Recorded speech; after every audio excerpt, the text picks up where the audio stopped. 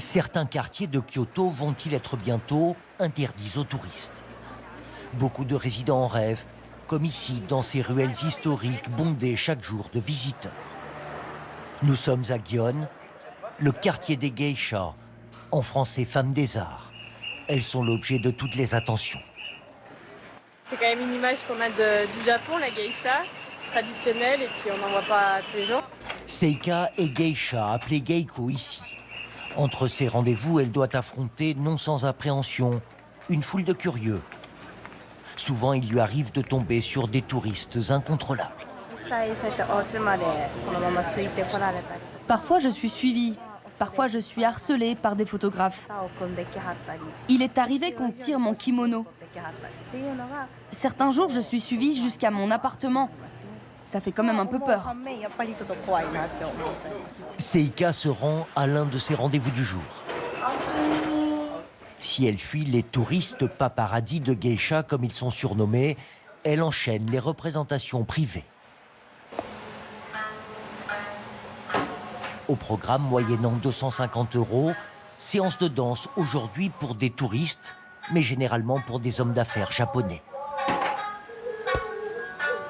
Chants, conversations, cérémonie du thé, dans le plus grand raffinement. Les geishas ou les gardiennes des arts traditionnels nippons.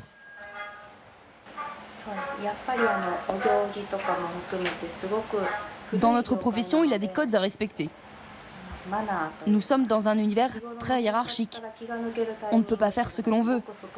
Certaines d'entre nous abandonnent. C'est pour cela qu'il y a moins de geishas. Il n'y aurait plus que 200 geishas à Kyoto. Alors pour les protéger ainsi que les habitants très policés de ce quartier, il y a des gardes. Ils surveillent les comportements déplacés des étrangers. Je dois faire une dizaine d'interventions toutes les heures. Et des interdits comme photographier. L'amende est de 60 €.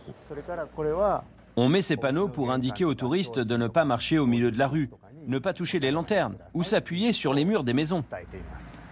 Isokazu Ota est responsable du quartier. Sa solution est radicale, interdire certaines ruelles aux touristes. Vous voyez, ces rues sont étroites. Ces maisons, ce sont des okiya. C'est ici que vivent les maiko apprentis et les geiko. Il y a leur nom sur la porte. Vous imaginez quand des groupes entiers de touristes débarquent ici? C'est très intrusif et ça dérange tout le monde.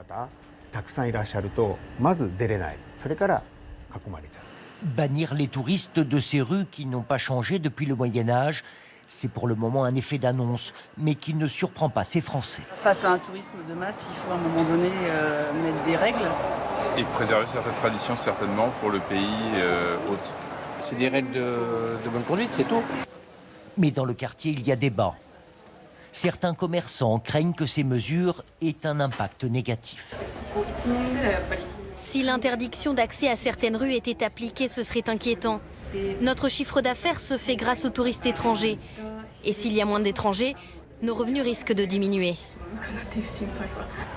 Il y a un paradoxe. D'un côté, le gouvernement japonais voudrait doubler le nombre de touristes étrangers par an pour arriver à 60 millions d'ici 2030.